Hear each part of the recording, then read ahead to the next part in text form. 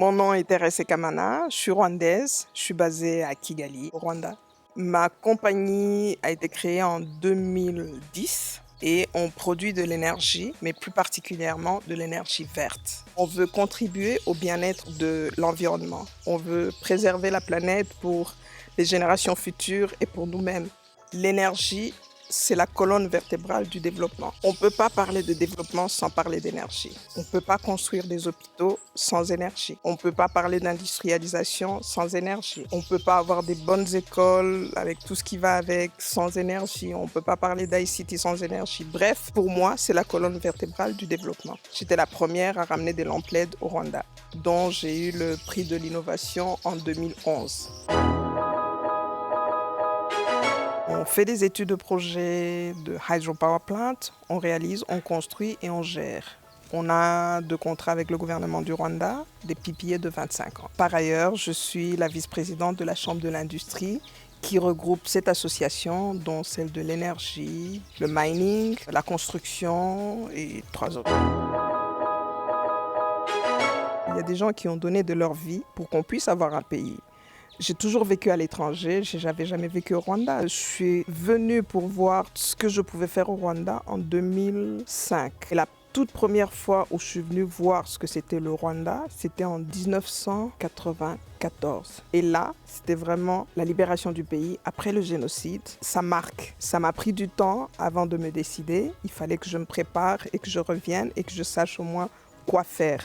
Mais depuis que j'ai vu le pays détruit, où il y avait tout à faire et tout à reconstruire, j'en ai fait ma mission. Je me suis dit, avec mon cœur, je ferai tout ce que je peux faire pour participer à ce développement et à la reconstruction de mon pays.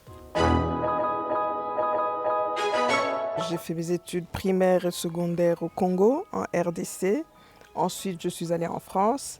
J'ai fait une école de commerce. J'ai travaillé dans une banque d'affaires, le Crédit Agricole Indo-Suez. Ensuite, j'ai travaillé dans les études de marché statistiques Ipsos, qui est très connu. Ensuite, j'ai décidé de rentrer pour contribuer, si peu que soit, au développement de mon pays et ensuite de l'Afrique. Je suis passée par plusieurs choses avant de rentrer vraiment dans l'énergie. J'ai ouvert des boutiques d'habillement, j'ai ouvert une société de logistique qui m'a permis ensuite de rentrer dans le domaine de l'énergie.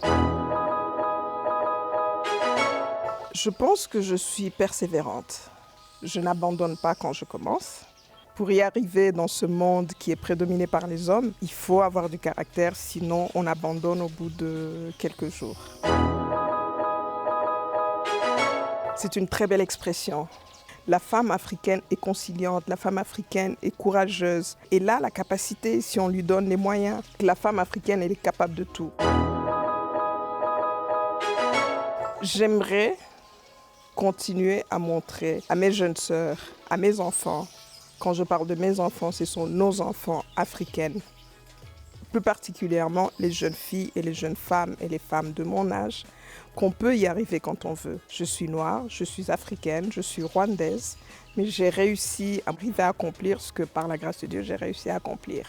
Dans la vie, je me dis qu'on n'a pas besoin de prose, on a besoin de démontrer, on a besoin d'action, on a besoin de prouver. Donc il faut plutôt agir. On refait une dernière fois?